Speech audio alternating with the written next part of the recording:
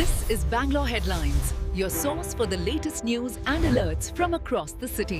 ಯಾರ ಜೊತೆಗಿದ್ದೀವಿ ಅಂದ್ಬಿಟ್ಟು ಅಲ್ಲಿ ತಂದು ಬಿಟ್ಟವ್ರೆ. ಇನ್ನು ಮುಂದಕ್ಕೆ ಏನಾಗುತ್ತೆ ಅಂತ ಗೊತ್ತಿಲ್ಲ. ನಗರ ನೌಕರರ ನಾವೆಲ್ಲ ಇಷ್ಟು ಜನ ಒಟ್ಟಿಗೆ ಸೇರ್ತೀವ ಅಂತ ಗೊತ್ತಿಲ್ಲ ನನಗೆ. ಮುಂದೊಂದು ದಿನ ಪಾಲಿಕೆ ವಿಭಜನೆ ಮಾಡಿರೋದು ನೋಡಿದ್ರೆ ನಾವು ಎಲ್ಲಿಗೆ ಸಂಬಂಧಪಟ್ಟಿದ್ದೀವಿ, ಯಾರೊಂದಿಗೆ ಕೆಲಸ ಮಾಡ್ತಾ ಇದ್ದೀವಿ, ಅದೊಂದು ಪ್ರಶ್ನೆಯಾಗಿ ಉಳ್ಕೊಳ್ಳುತ್ತೆ ನಮಗೆ ಇವತ್ತಿಗೂ. ಇದು ಸೆಕ್ರೆಟ್ ಆಗೋವರೆಗೂ GPA ಸರಿಯಾದ ನ್ಯಾಯ, ಅವನ ಅನ್ಯಾಯವಾಗಿ ಕೊಟ್ಟರೆ ನಾವು ಅನ್ಯಾಯ. ಅವನೇನು ರಿಪೋರ್ಟ್ ಕೊಟ್ಟಿರ್ತಾನೆ ಸರಿ ಇಲ್ಲ, ಆ ದಾಖಲೆ ಇಲ್ಲಿ ದಾಖಲೆ, ಅದ್ರ ಮೇಲೆ ನಾವು ಪ್ರಪೋಸಲ್ ಮಾಡಿ ರಿಜೆಕ್ಟ್ ಮಾಡ್ತೀವಿ. ಹಾಗೆ ಇದುವರೆಗೂ VC ಇರಲಿಲ್ಲ.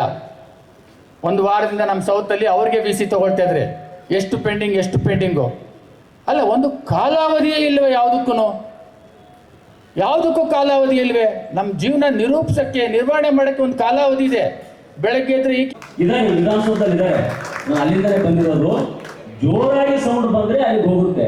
ಇದು ಬಿಡಿ ಪಾಲಿಕೆ ಕಂಪೌಂಡ್ ಅಂತ ಇಲ್ಲಿ ಒಳಗಡೆ ಹೋಗ್ತಾನೆ ಇರುತ್ತೆ. ಏನೇ ಬರಲಿ.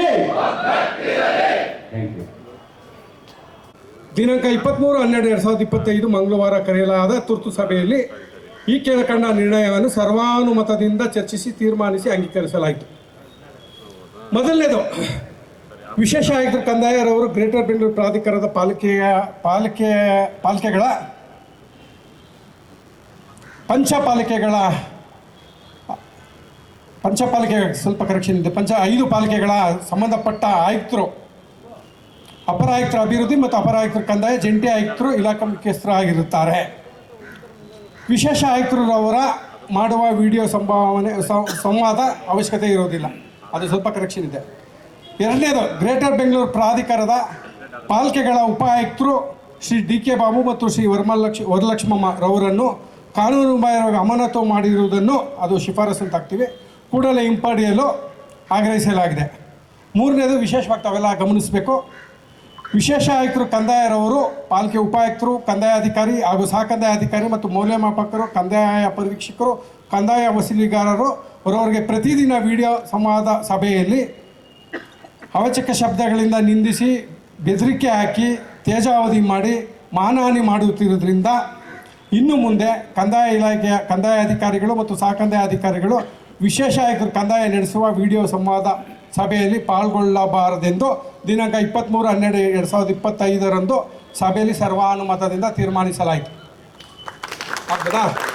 ಸ್ವಲ್ಪ ಕರೆಕ್ಷನ್ ಇದೆ, ಮಾಡ್ಕೊತೀವಿ. ಬೇಗ 5 ನಿಮಿಷಕ್ಕೆ ಮಾಡ್ಕೊಂಬಂದು. ಅದಕ್ಕೆ ನಾಲ್ಕನೇದು, ವಿಶೇಷ ಆಯುಕ್ತರು ಕಂದಾಯರವರು ಕಂದಾಯ ಇಲಾಖೆಯ ಅಧಿಕಾರಿ ನೌಕರರು ಖುದ್ದಾಗಿ ಕ್ಷಮೆ ಯಾಚಿಸಿದ್ದಲ್ಲಿ ವಿಶೇಷ ಆಯುಕ್ತರು ಕಂದಾಯರವರು ನಡೆಸುವ ವಿಡಿಯೋ ಸಂವಾದ ಸಭೆಯಲ್ಲಿ ಭಾಗವಹಿಸುವ ಬಗ್ಗೆ ಸಭೆ ಕರೆದು ಚರ್ಚಿಸಿ ನಂತರ ತೀರ್ಮಾನ ಕೈಗೊಳ್ಳಲಾಗುವುದೆಂದು ತೀರ್ಮಾನಿಸಲಾಯಿತು.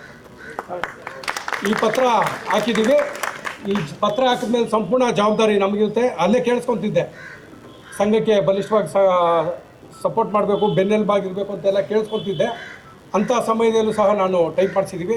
ಅದಕ್ಕೆ ನಾವು ಪ್ರತ್ಯೇಕವಾಗಿ ತಮಗೆಲ್ಲರಿಗೂ ಧನ್ಯವಾದಗಳನ್ನ ಅರ್ಪಿಸ್ತೀವಿ. ಇನ್ನೊಂದು 5-10 ನಿಮಿಷದಲ್ಲಿ ಸಭೆನ ಮುಕ್ತಾಯ ಮಾಡೋಣ. ಏನು ಕೇಂದ್ರ ಪಾಲಿಕೆಯಲ್ಲಿ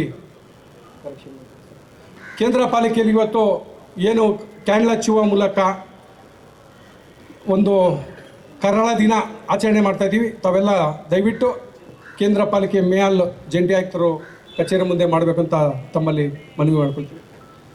ಈ ಒಂದು ಕಾರ್ಯಕ್ರಮಕ್ಕೆ ತುರ್ತು ಸಭೆಗೆ ಮಾನ್ಯ ಜಂಟಿ ಆಯುಕ್ತರು ಕಂದಾಯ ಲಕ್ಷ್ಮೀದೇವಿ ಮೇಡಮ್ ಅವರು ಬಂದಿದ್ದಾರೆ. ಅವರಿಗೆ ಆತ್ಮೀಯವಾಗಿ ಸ್ವಾಗತಿಸೋಣ. ಈಗಾಗಲೇ ಸ್ವಾಗತಿಸಿದ್ರೆ ನನ್ನ ಅನುಪಸ್ಥಿತಿಯಲ್ಲಿ ಸ್ವಾಗತಿಸಿದ್ರೆ, ನನ್ನ ಉಪಸ್ಥಿತಿಯಲ್ಲಿ ನಾನು ವೈಯಕ್ತಿಕವಾಗಿ ಅವರಿಗೆ ಸ್ವಾಗತವನ್ನು ಸಲ್ಲಿಸ್ತಾ ಇದ್ದೀನಿ.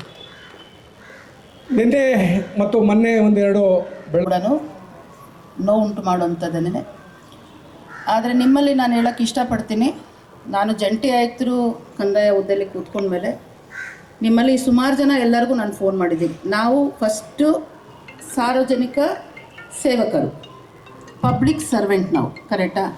ಈಗಾಗಲೇ ಲಾಸ್ಟ್ ಮಂತ್ ಕೂಡ ಅಧ್ಯಕ್ಷರು ಎಲ್ಲರನ್ನೂ ಕಾಶ್ಮೀರಕ್ಕೆ ಕರ್ಕೊಂಡು ಹೋಗುವಾಗ ಅಥವಾ ಇನ್ನೊಂದು ಕಾರ್ಯಕ್ರಮ ಮಾಡುವಾಗ ಮಾನ್ಯ ಆಯುಕ್ತರಿಗೆ ಏನು ಹೇಳ್ತಾರೆ, ನಾವು ಅದು 2 ದಿನ ಏನು ಹೋಗಿರ್ತೀವಿ ಅದರದ್ದು ಸಾರ್ವಜನಿಕರಿಗೆ ತೊಂದರೆ ಆಗದಿರೋ ರೀತಿಯಲ್ಲಿ ನಾವು ಹೆಚ್ಚುವರಿ ದಿನ ಕೆಲಸ ಮಾಡಿ ನಾವು ಸಾರ್ವಜನಿಕರಿಗೆ ಒಳ್ಳೇದು ಮಾಡ್ತೀವಿ ಅಂತ ಹೇಳ್ತಾರೆ. ಈಗ ಎಲ್ಲದಕ್ಕೂ ಅಧ್ಯಕ್ಷರು ಮುಂದೆ ನಿಂತ್ಕೊಳ್ತಾರೆ, ಆದರೆ ಅವರಿಗೆ ಗೌರವ ತರುವಂಥ ಕೆಲಸ ಕೂಡ ನೀವೆಲ್ಲರೂ ಮಾಡಬೇಕು. ನಮ್ಮ ಅಧ್ಯಕ್ಷರು ಇವಾಗ ಏನಕ್ಕೆ ನಿಂತ್ಕೊಳ್ತಾರೆ ಅಂದರೆ ನಿಮ್ಮ ಕ್ಷೇಮಕ್ಕೋಸ್ಕರ ಮುಂದೆ ನಿಂತಿದ್ದಾರಲ್ವ, ಅವರ ಮರ್ಯಾದೆ ಉಳಿಸೋದಕ್ಕೋಸ್ಕರ ನೀವು ಕೂಡ ಕಷ್ಟಪಟ್ಟು ಕೆಲಸ ಮಾಡಬೇಕು. ಈಗ ಸಾರ್ವಜನಿಕರು ನನ್ನ ಆಫೀಸ್ಗೆ ಎಷ್ಟು ಜನ ಬರ್ತಾರೆ ಅಂತಂದರೆ, ನಾನು ಒಂದಿನ ಅಧ್ಯಕ್ಷರನ್ನ ನನ್ನ ಆಫೀಸಲ್ಲೇ ಕೂರಿಸ್ಕೊಳ್ಳೋಕೆ ನಾನು ಇಷ್ಟಪಡ್ತೀನಿ, ನಾನು ರಿಕ್ವೆಸ್ಟ್ ಕೂಡ ಮಾಡ್ತೀನಿ. ಅಲ್ಲಿ ಬರೋವಂಥವ್ರೆಲ್ಲನೂ ಕ್ಯಾನ್ಸರು, ಬ್ರೈನ್ ಟ್ಯೂಮರು, ನನ್ನ ಮಗಳು ಸ್ಕೂಲ್ಗೆ ಹೋಗಬೇಕು, ಕಾಲೇಜ್ಗೆ ಹೋಗ್ಬೇಕು, ವಿದೇಶಕ್ಕೆ ಹೋಗಬೇಕು, ನನಗೆ ಈ ಖಾತಾ ಬೇಕು ಅಂತಾರೆ. ಈಗಾಗಲೇ ಏನು 25,000 ರಿಜೆಕ್ಷನ್ ಆಗಿದೆ, ಎಲ್ಲನೂ ರಾಂಗ್ ರಿಜೆಕ್ಷನ್ ಆಗಿರೋವಂಥದ್ದು.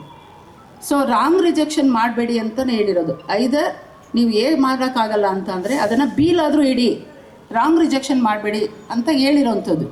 ತಾವು ದಯಮಾಡಿ ವಾರ್ಡ್ ಆಫೀಸ್ಗೆ ಹೋದರೆ ನಿಮ್ಮ ವಾರ್ಡ್ ಆಫೀಸಲ್ಲಿ ಯಾರೂ ಇರಲ್ಲ, ಯಾರೋ ಒಂದು ಕೇಸ್ ವರ್ಕ್ ಇವರೇನೋ ಕಂಪ್ಯೂಟರ್ ಆಪ್ರೇಟರ್ ಏನೋ ಒಂದು ಹೇಳಿ ಕಳಿಸ್ತಾರೆ.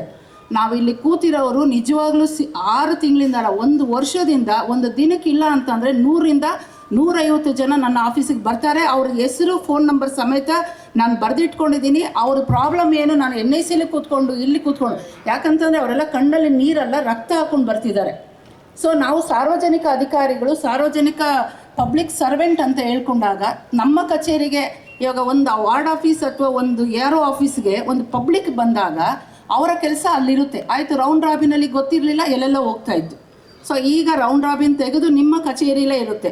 ನಿಮ್ಮ ವಾರ್ಡ್ ಕಚೇರಿ, ನಿಮ್ಮ ಏರಿಯಾ ಕಚೇರಿಗೆ ನೀವು ಅಧಿಕಾರಿ ಆಗಿರುವಾಗ ಒಂದು ಸಾರ್ವಜನಿಕರು ನಿಮ್ಮ ಹತ್ರ ಬಂದರು ಅಂತ ಅಂದರೆ ನಿಮ್ಮ ಕರ್ತವ್ಯನ ಅಲ್ವಾ, ಅವರ ಸಮಸ್ಯೆನ ಪರಿಹಾರ ಮಾಡಬೇಕಾಗಿರೋದು ನಿಮ್ಮ ಕರ್ತವ್ಯನ ಅಲ್ವಾ ಅಷ್ಟೇ ಹೇಳಿ. ಫಸ್ಟು ಎಲ್ಲರದು ಕರ್ತವ್ಯ. ವಾರ್ಡ್ ಆಫೀಸಲ್ಲಿದ್ದರೆ ವಾರ್ಡ್ ಆಫೀಸಲ್ಲಿ ಒಂದು ಬುಕ್ ಇಟ್ಟಿರಿ, ಪಬ್ಲಿಕ್ ಬಂದಾಗ ಪಬ್ಲಿಕ್ ಕಂಪ್ಲೇಂಟ್ ಬರೆದ್ಬಿಟ್ಟು ಹೋಗಿ, ಅಟ್ಲೀಸ್ಟ್ ಕೇಳಿ ಅವರ ಕಷ್ಟ ಏನು, ಅವ್ರಿಗೆ ಏನು ಬೇಕಾಗಿದೆ, ಅಟ್ಲೀಸ್ಟ್ ಅಷ್ಟಾದರೂ ಗೈಡ್ ಮಾಡಿ ಇಲ್ಲಿ ಬರೋದನ್ನು ಕಡಿಮೆ ಮಾಡಿ. ಸೊ ನಾನು ಏನಕ್ಕೆ ಹೇಳ್ತಾ ಇದ್ದೀನಿ ಅಂತಂದರೆ, ನಾವು ಎಲ್ಲರೂ ಪರ್ಫೆಕ್ಟಾಗಿ ಕೆಲಸ ಮಾಡಿದ್ರೆ ಆಗಲ್ಲ. ಇವಾಗ ಒತ್ತಡ ಇದೆ, ಕೆಲವೊಂದು ಹೆಚ್ಚುವರಿ ಕೆಲಸಗಳು ಬಂದುಬಿಟ್ಟಿದೆ, ಇನ್ನೊಂದು ಬಂದಿದೆ, ಮತ್ತೊಂದು ಬಂದಿದೆ, ಸರಿ ನಾನು ಒಪ್ಕೊಳ್ತೀನಿ. ಅದನ್ನು ಮೇಲಧಿಕಾರಿಗಳ ಗಮನಕ್ಕೆ ತರಬೇಕು. ಇಷ್ಟೊಂದು ಒತ್ತಡದ ಕೆಲಸ ಇದೆ, ಹಾಗಾಗಿ ನಾನು ಈ ಕೆಲಸನ ಮಾಡೋಕ್ಕಾಗಿಲ್ಲ ಅಂತ. ಸೊ ಹಾಗಾಗಿ ನಾನು ಕೂಡ ಸುಮಾರು ಅರ್ಜಿಗಳನ್ನ ನಾನು ಪರಿಶೀಲನೆ ಮಾಡಿದಾಗ ನನ್ನ ಅಧ್ಯಕ್ಷರ ಜೊತೆಲಿ ಪ್ರತ್ಯೇಕ ಮಾತಾಡ್ತೀನಿ, ಓಪನ್ ಮೀಟಿಂಗಲ್ಲಿ ಮಾತಾಡೋದಕ್ಕೆ ನನಗೆ ಇಷ್ಟ ಇಲ್ಲ. ಸೊ ನೋಡಿದಾಗ ಅನಗತ್ಯವಾಗಿ ದಾಖಲೆಗಳಿದ್ದರೂ ಕೂಡ ಅಥವಾ ಕರೆಕ್ಟಾಗಿದ್ದರೂ ಕೂಡ ರಿಜೆಕ್ಟ್ ಆಗಿರೋವಂಥ ಕೇಸುಗಳು ಬಹಳಷ್ಟಿದೆ. ಇದರಿಂದ ಸಾರ್ವಜನಿಕರಿಗೆ ಆ ಕಡೆ ಇರೋರಿಗೆ ಅವ್ರಿಗೆ ಏನು ತೊಂದರೆ ಇರುತ್ತೋ, ಏನು ಕಥೆನೋ, ಇದೆಲ್ಲ ನಾನು ನನ್ನ ಸಹೋದ್ಯೋಗಿ ಮಿತ್ರರಲ್ಲಿ ನಾನು ರಿಕ್ವೆಸ್ಟ್ ಮಾಡ್ತೀನಿ. ಯಾವಾಗ ನೆನ್ನೆ ನನ್ನ ಡೆಸಿಗ್ನೇಷನು ಬಂತು ಆವಾಗ ನಾನು ಬೇಜಾರು ಮಾಡಿಕೊಂಡೆ. ಅದೇ ನನ್ನ ಜಾಗದಲ್ಲಿ ಬಾಬು ಕೂಡ ಇದ್ದಿದ್ರು ಬಾಬುನೂ ಅದೇ ಕೆಲಸನೇ ಮಾಡಬೇಕಾಗಿತ್ತು. ಈಗಾಗಲೇ ಒಂದು ಕೇಸಲ್ಲಿ ಬಾಬು ಕೂಡ ಒಂದು ಆಫೀಸರ್ ಬಗ್ಗೆ ಬರೆದು ಕೊಟ್ಟಿದ್ದಾರೆ.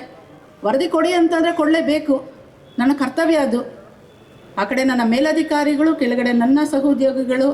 ಹಾಗಾಗಿ ನಾನು ನಿಮ್ಮಲ್ಲಿ ಇಷ್ಟೇ ರಿಕ್ವೆಸ್ಟ್ ಮಾಡೋದು, ನಾನು ಪ್ರತಿ ಸಲ ಎಲ್ಲರಿಗೂ ಹೇಳ್ತಾ ಇರ್ತೀನಿ, ನಾವು ಸಾರ್ವಜನಿಕ ಅಧಿಕಾರಿಗಳು, ಪಬ್ಲಿಕ್ ಸರ್ವೆಂಟ್ಗಳು, ನಾವು ಅವರ ಕೆಲಸ ಮಾಡೋದಕ್ಕಂತಲೇ ನಾವು ಕೂತಿದ್ದೀವಿ. ನೀವು ಪರ್ಫೆಕ್ಟಾಗಿ ಮಾಡಿ. ಇವಾಗ ಅಧ್ಯಕ್ಷರು ಕೂಡ ಹೋಗಿ ಕಮಿಷನರ್ ಮುಂದೆ ಕೂತ್ಕೊಂಡಾಗ, ಆಯ್ತಪ್ಪ 25,000 ರಿಜೆಕ್ಟ್ ಮಾಡಿದ್ದಾರೆ, ರಾಂಗ್ ರಿಜೆಕ್ಷನ್ ಮಾಡಿದ್ದಾರೆ, ಇಂಟೆನ್ಷನ್ಲಿ ಮಾಡಿದ್ದಾರೆ, ಇದಕ್ಕೆ ನೀವು ಏನು ಹೇಳ್ತೀರಾ ಅಂತಂದರೆ ಅವ್ರು ಹೇಗೆ ಉತ್ತರ ಕೊಡಬೇಕು ಅಂತ ನೀವು ಯೋಚನೆ ಮಾಡಿ. ಹೌದಾ ಸರ್, ರಿಜೆಕ್ಷನ್ ಮಾಡಿದ್ದಾರೆ, ಆಯಿತು ಬಿಡಿ ಸರ್ ಮಾಡಲಿ ಅಂತ ಹೇಳೋಕ್ಕಾಗುತ್ತಾ? ಇಲ್ಲ. ಅವ್ರಿಗೂ ಕೂಡ ಧೈರ್ಯವಾಗಿ ಹೇಳೋ ಥರ ನಾವು ಕರ್ತವ್ಯನ ನಿರ್ವಹಿಸಿರ್ಬೇಕಲ್ಲ. ಸೊ ಇದನ್ನು ಅವರು ಎಲ್ಲರನ್ನೂ ಪ್ರೊಟೆಕ್ಟ್ ಮಾಡ್ತಾ ಇದ್ದಾರೆ ಅನ್ನೋ ಕಾರಣಕ್ಕೆ ನಾವು ಏನು ಮಾಡಿದ್ರೂ ನಡೆಯುತ್ತೆ, ಪರವಾಗಿಲ್ಲ ಅನ್ನೋದನ್ನು ದಯವಿಟ್ಟು ಮನೋಭಾವನೆಯಿಂದ ತೆಗೆದು ನಿಮ್ಮ ಕರ್ತವ್ಯನ ನೀವು ಸರಿಯಾಗಿ ಮಾಡಿ. ನಿಮಗೆ ತರಬೇತಿ ಬೇಕಾಗಿದ್ದಲ್ಲಿ ನಾವು ಕೊಡ್ತೀವಿ. ನಿಮಗೆ ಏನೇ ತೊಂದರೆ ಇದ್ದಲ್ಲಿ ನೀವು ರೈಟಿಂಗ್ ಮುಖಾಂತರ ನಮಗೆ ಕನ್ವೆ ಮಾಡಿದಲ್ಲಿ ನಾವು ಕನ್ವೆ ಮಾಡೋಕ್ಕೆ ನಾವು ರೆಡಿ ಇದ್ದೀವಿ. ಸೊ ಅದನ್ನು ಬಿಟ್ಬಿಟ್ಟು ಪಬ್ಲಿಕ್ಕಿಗೆ ಸಿಗ್ತೀರಾ, ಸೀಟಲ್ಲಿ ಸಿಗ್ದಿರಾ ಓಡಾಡಿಸಿ ಅವರು ಸುತ್ತಾಡಿ ಜನವರಿಯಿಂದ ಇವತ್ತರೆಗೂ ಸುತ್ತಾಡಿದ್ರು ಅಂತ ಬಂದು ನನ್ನ ಮೇಲೆ ಕೂಗಾಡ್ತಾ ಇರ್ತಾರೆ. CC ಕ್ಯಾಮ್ರಾ ಹಾಕಿ ನಿಮಗೆ ಫೋಟೇಜ್ ಬೇಕಾದ್ರೆ ತಂದು ತೋರಿಸ್ತೀನಿ. ಅನೇಕ ಜನರ ಹತ್ರ ಈಗಾಗಲೇ ಸುಮಾರು ಜನ ಯಾರೋಗಳ ಹತ್ರ ನಾನು ಮಾತಾಡಿದ್ದೀನಿ, ಕೂಗಾಡಿದ್ದೀನಿ, ಕಿರ್ಚಾಡಿದ್ದೀನಿ.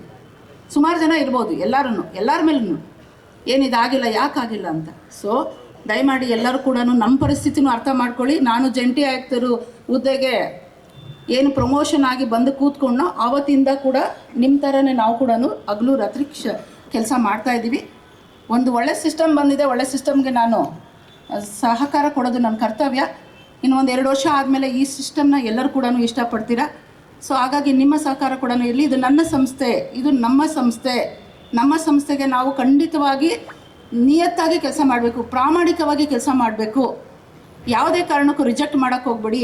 ತಪ್ಪಿದ್ದೆಲ್ಲ ರಿಜೆಕ್ಟ್ನ ಸೈಡ್ಗೆ ಇಟ್ಟಿರಿ. ಆನಂತರ ಬೇಕಾದ್ರೆ ನಮ್ಮ ಹತ್ರ ಚರ್ಚೆ ಮಾಡಿ ರಿಜೆಕ್ಟ್ ಮಾಡಿ, ಮಾಡಲೇಬೇಕಾಗಿರೋಂಥ ಪರಿಸ್ಥಿತಿ ರೀ ಅಂತ ಹೇಳ್ತಾ ನಿಮ್ಮ ಜಂಟಿ ಆಯುಕ್ತರ ಹುದ್ದೆಯಲ್ಲಿ ಕೂತಿದ್ದೀನಿ. ನನಗೆ ನೆನ್ನೆಯಿಂದನೂ ಅನಿಸ್ತಾ ಇತ್ತು, ಯಾಕಾದರೂ ಜಂಟಿ ಆಯುಕ್ತರ ಹುದ್ದೆಗೆ ಬಂದು ಬರೀ DC ನೇ ಆಗಿದ್ದಿದ್ರೆ ಚೆನ್ನಾಗಿರ್ತಾಯಿತ್ತು. ಯಾರೋ ಒಬ್ಬರು IAS ಯಾರೋ KS ಬಂದು ಕೂತ್ಕೊಂಡು ಮಾಡ್ತಾಯಿದ್ರು ಅವ್ರವ್ರ ಕೆಲಸನ.